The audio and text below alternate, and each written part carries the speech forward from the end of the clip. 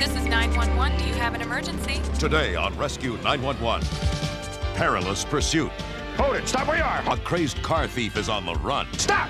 Be there as a dangerous arrest. Get his door! Turns deadly. I'm hit!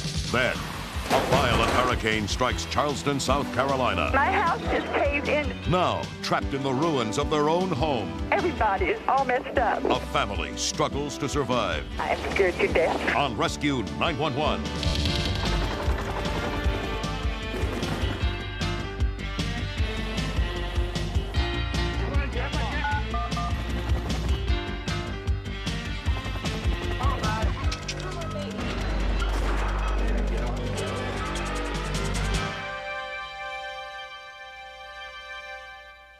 Every day across America, cops respond to thousands of calls for help. And sometimes that means confronting their worst fears. I'm William Shatner. Tonight, true stories of people in danger and the race against time to save their lives on Rescue 911. We begin in the quiet residential neighborhood of Prospect Park, Pennsylvania, on the evening of July 27th, 1989. Around 9:30 p.m., a call came into the police.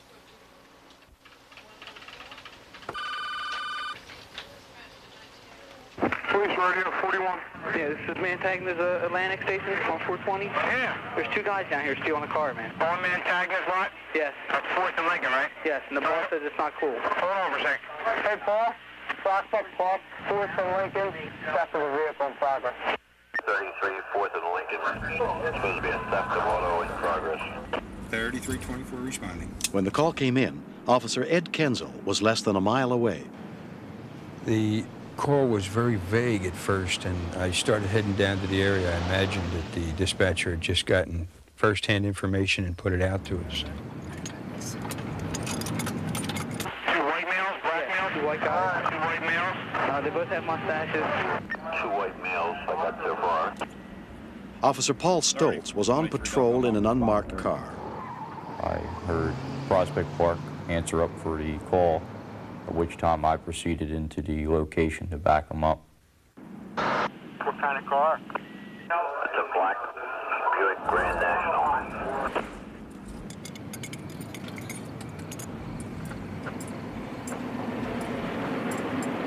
When I pulled up to it, I believed that it was someone with car problems. Looks like they're working on it. Okay, guys, hold it. Hold it. Stop where you are. Hold it. Stop! Wait! Wait! Stop! Okay, over here. Against the car. Spread them. I thought that it'd be a normal arrest. The suspect would be taken into custody without any real problem.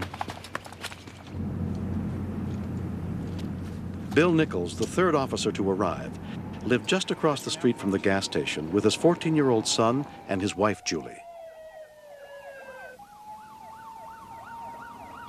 First thing that alerted me that something was wrong was when I saw a Norwood police car go by my house. Bill was in there with his van, and I told my son, they're right down at the gas station, let's go see what's happening. Paul's chasing him. We put this suspect in the back of Officer Nichols' vehicle. Watch your feet. You got it.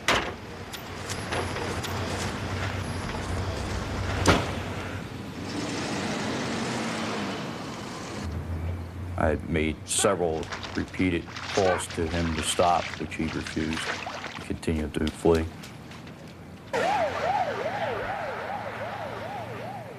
Officer Nichols radioed to follow him into a alleyway, at which time I pulled behind him. He asked if I would sit and watch the prisoners in back of the truck. He ran through the woods to where you could hear Officer Stoltz yelling for help. All right, Paul, hold on.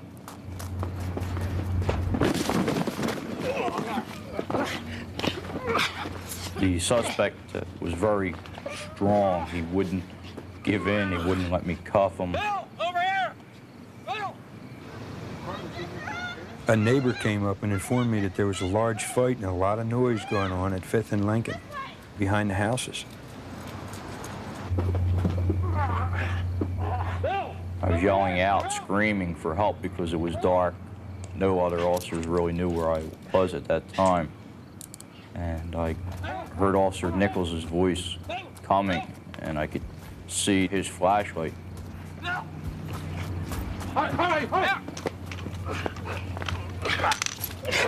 Got his hand! Get his door! Get him! Police from Norwood, Prospect Park, and Ridley Park continue to arrive, including Officer Harold Snyder. I could hear a commotion on the other side of a creek, so I notified the other officers by radio, and I started up there on foot. Get his arm! I got his arm! He was already parked on that side street, and I figured that's very odd. Bill wouldn't leave a prisoner in his van, even though it's locked, without somebody being there. Seemed like the more we fought with him, the more he liked to fight, and the stronger he got.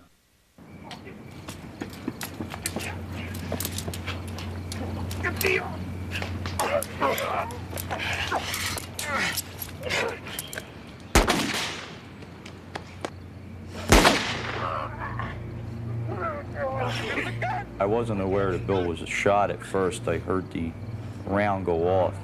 Then I heard Bill say, "I'm hit. He shot me. He's got my gun." When we continue. I remember him telling me he was fighting to stay with us, because I knew the whole time he knew he was dying. Hang in there!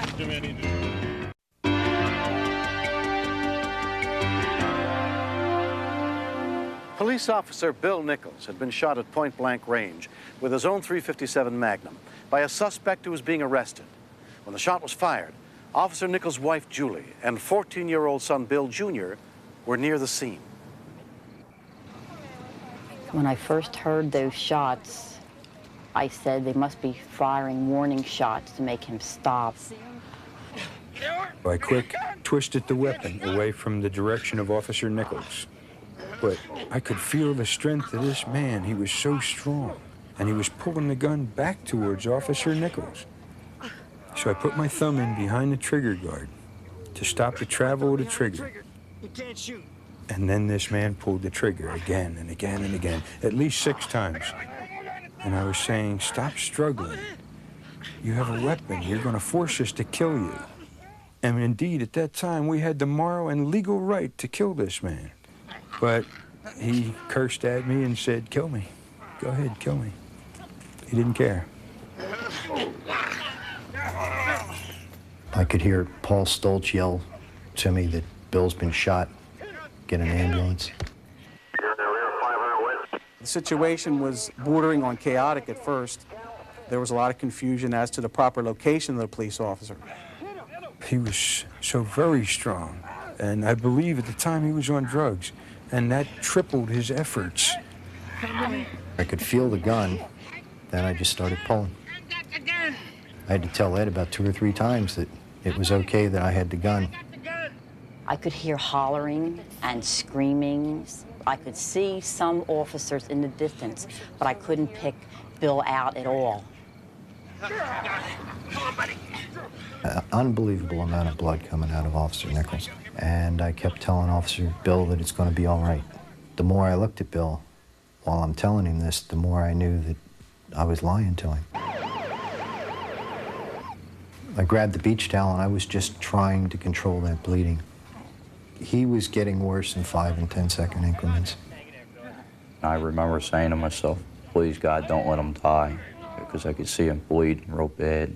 His color, you could just see him turning pale white.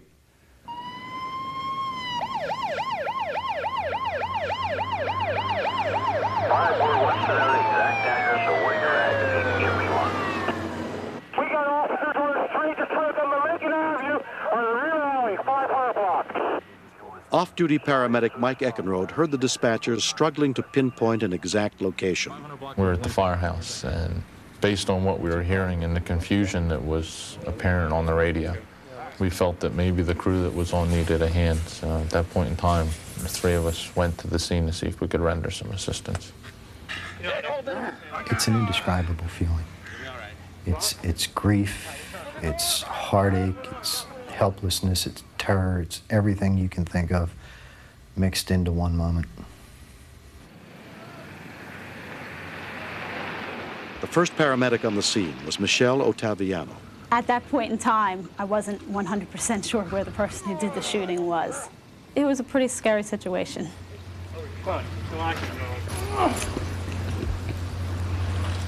It wasn't until I knelt down next to the person who wasn't moving on the ground that I saw the uniform and realized it was a police officer that had gotten shot.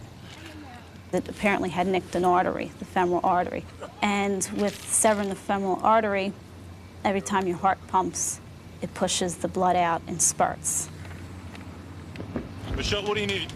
There was an awful lot of confusion and commotion around the scene. I looked down and realized that the guy laying on the ground was Billy Nichols. And I've worked in the town where I'd go on an ambulance call and Bill would come in and give me hand carrying my equipment or whatever needed to be done. It's a pretty rude awakening when you look down and see somebody kind of like looking back at you. That's pretty tough to do. We're a small town here. Prospect Park is a little town. I didn't want Bill's wife hearing about it from the neighbors. I wanted me to tell her. That was my responsibility.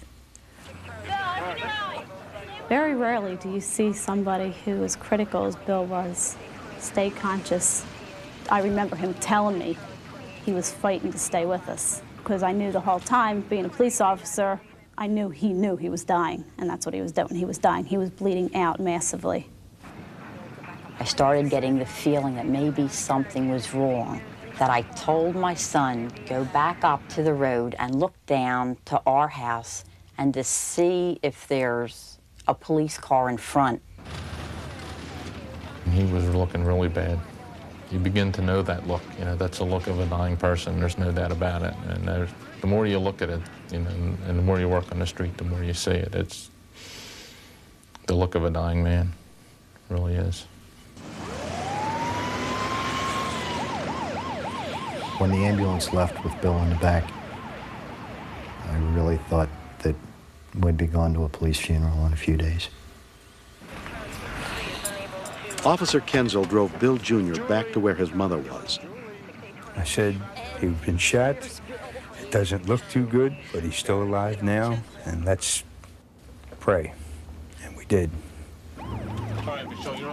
It was about 5 or 6 minute ride from the scene to the hospital. The condition that Bill was in, every action and every moment really counted. You couldn't delay 5 or 10 minutes one way or the other. Bill Nichols was immediately rushed into surgery. His condition was critical. I had like a peace, a total calm that came over me. I just knew he would be okay. It would be bad, but I never had the feeling that he was going to die. 10 months have gone by. The man who shot Bill Nichols was convicted of aggravated assault. Bill has not forgotten the debt he owes to his best friend, Officer Ed Kenzel. If it wasn't for him being there as quickly as he was and using his knowledge in placing his thumb behind the trigger, the suspect might have easily fired more rounds off. One of the primary reasons I'm alive today is because of my fellow officer, Ed Kenzel. This brings back to memory, doesn't it? The fact that I could do something to save his life tickles me up and down, because if anybody deserves being saved, it's him. And the fact that I can look at him now and see him smiling and laughing at my jokes, that's worth $1 million. I love it. More than a year after the incident, Bill has returned to active duty as a police officer.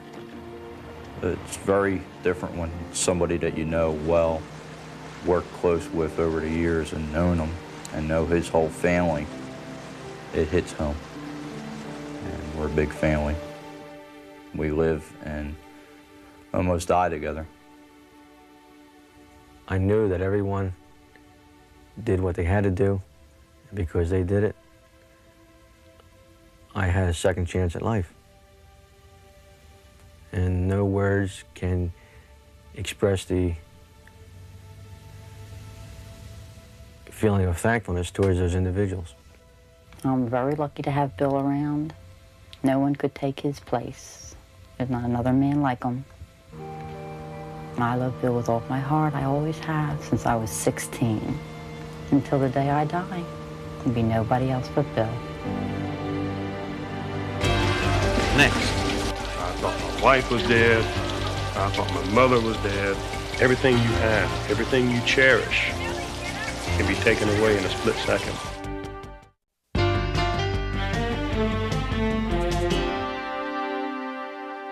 We begin on September 21st, 1989, as the worst U.S. storm ever recorded, Hurricane Hugo, neared the South Carolina coast. Its brutal winds and rain threatening everything and everyone in its path. I've never worried about hurricanes before, but something about Hugo seemed to be different. The animals were acting strange, and I noticed that I couldn't breathe. I asked my family to come home and start tying down everything, and people were teasing me, telling me I'm just, hurricanes don't hit Charleston. We'll always be prepared for nothing. Family and friends gathered at the home of Lorraine Ayoub to wait out the storm together. Lorraine was keeping a close watch on her 80-year-old invalid Aunt Lillian. I kept asking my husband over and over if my aunt's room was safe enough, if everything in the house was safe enough, because I had this bad feeling that something bad was going to happen. At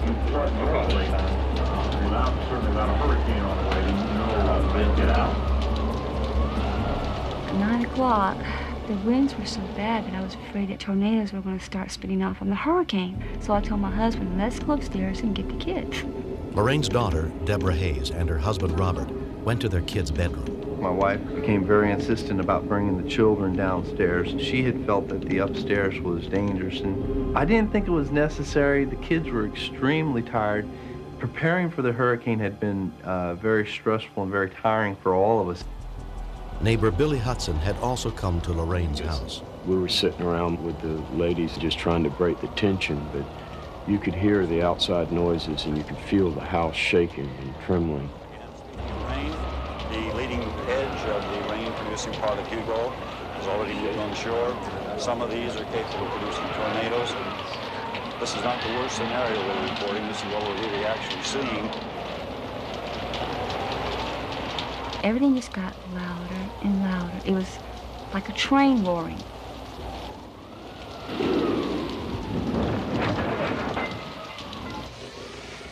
All of a sudden, there was a tremendous crash.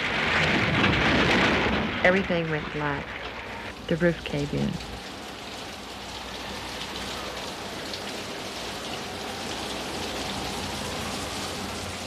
Lorraine's husband, Kenny, grabbed the flashlight. I came to, it was just nothing around. So I immediately turned toward my wife. Thought she was dead. I thought my wife was dead. I thought my mother was dead. Everything you have, everything you cherish can be taken away in a split second. My husband started working with the flashlight and the lantern. I saw the rain coming in, felt the wind. I felt like I just wanted to get out of the house because I had this feeling the whole house was going to collapse. I looked back at Lillian's room, and it looked like someone brought a big dump truck in and just dumped a load of wood debris on top of her bed.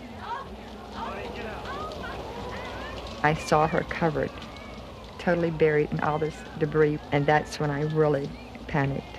I ran out of my side of the house into my daughter's side, screaming, Aunt Lillian's dead. My God, she's dead. After all these months of taking care of her and keeping her alive, the hurricane, Hugo, is taking her from me.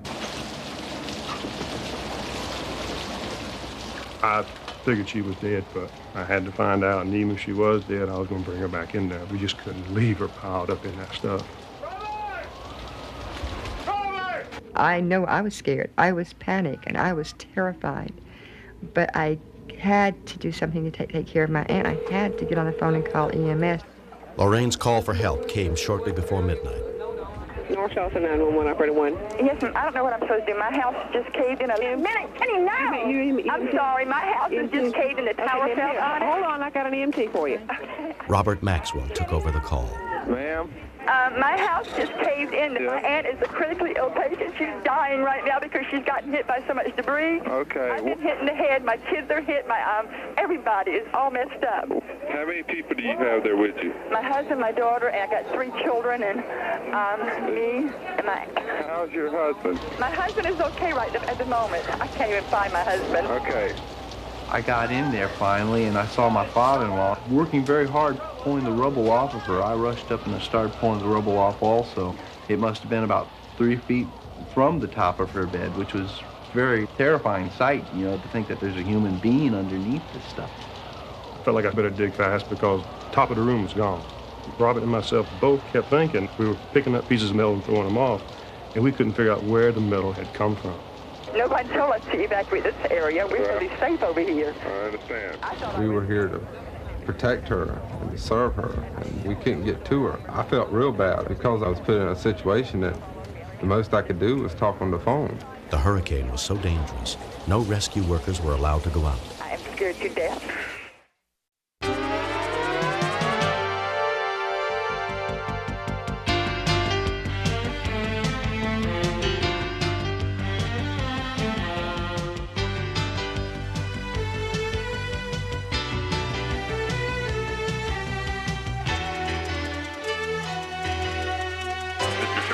Step out of the car, please.